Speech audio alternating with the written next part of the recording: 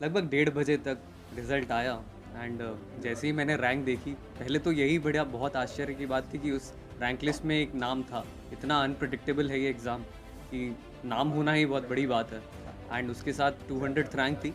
मैं top 100 expect कर रहा था but since the cut throat nature of the competition, तो 200 is also fine. It is very good and मैं काफ़ी खुश हो गया था ये रैंक देख के। तुरंत मैंने मम्मी को बताया, मम्मी बहुत खुश हो गई एंड पापा को बताया। पापा मीटिंग में थे but even then he attended my call and he congratulated me. That was very good. अच्छा, यूपीएससी की तैयारी करने वाले इंटरव्यू में विशेष कठिनाई का सामना पड़ता है, या कहाँ आपको किन परिस्थितियों को देखना पड़ा था? जी कैसे आपने इस तैयारी को की थी? जी बिल्कुल, बहुत महत्वपूर्ण सवाल है ये, क्योंकि प्रीलिम्स और मेंस की जो तैयारी होती है वो ज़्यादातर नॉलेज और ज्ञान के बेस्ड होती है। लेकिन इंटरव्यू थोड़ा अलग स्टेज है, क्योंकि इंटरव्यू का नाम इंटरव्यू नहीं होता, पर्सनैलिटी टेस्ट होता है। वो पूरा देखते हैं कि आप क्या किस पर्सनैलिटी के हैं, आपका कॉन्फिडेंस लेवल क्या है, whether you have the officer like qualities और नॉट।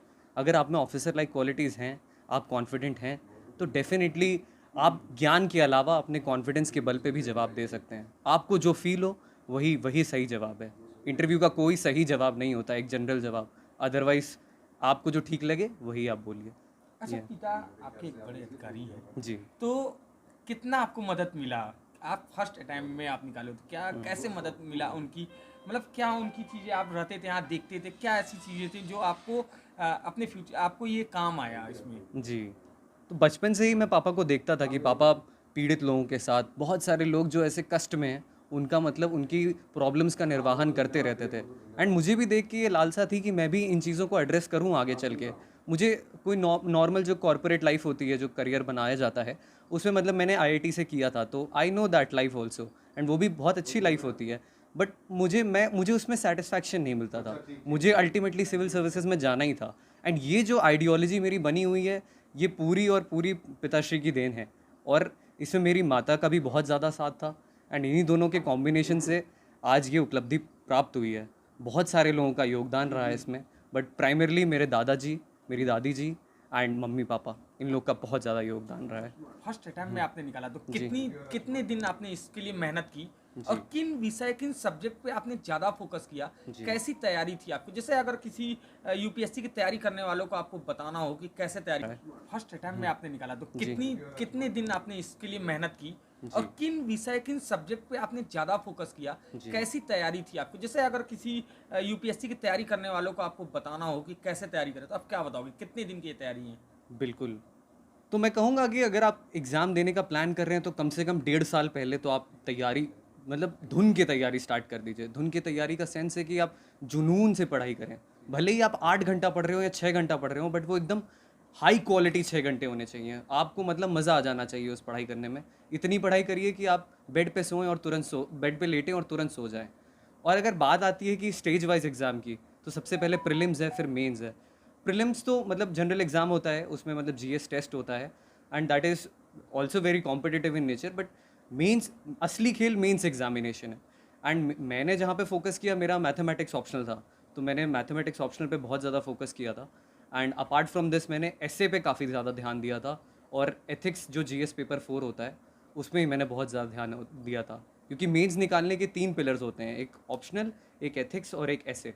ये 3 अगर आपके मजबूत हैं तो आपका मेंस काफ़ी ज़्यादा स्ट्रांग हो जाता है। आप यूपीएससी का एग्जाम का रिजल्ट आया है, आप खुद एक अधिकारी हैं पुलिस के, और आपका बेटा भी आज अधिकारी बन गया है। कैसे, मतलब कितनी खुशी है, और कैसे आपने बेटे को क्या बताया था, कैसे समझाया था, क्या है, क्या बताना चाहिए? जीवन में है संघर्ष, खुशी और क्या कहते हैं, तमाम तरह की परिस्थितियाँ पैदा होती हैं। आप समझ सकते हैं कि जब पिता एक एसपी सिटी हो और उसका बेटा जो है आईएएस अफसर हो जाए, और भी 200वीं रैंक के साथ, अगर ऑल इंडिया लेवल पर, तो कितनी बड़ा अचीवमेंट है और कितनी बड़ी खुशी हो सकती है, इसकी परिकल्पना नहीं की जा सकती, शब्दों में बयान नहीं किया जा सकता। बाकी बस खुशी ये है कि बस is it's a big thing which can not be narrated in words, जो शब्दों में बयान नहीं किया जा सकता, बस उसको महसूस किया जाता है और महसूस किया जा सकता है। इन इंटरव्यू जब देने जा रहा होगा, तो क्या मैसेज था आपका, मतलब क्या बताया था, कैसी उम्मीदें थी?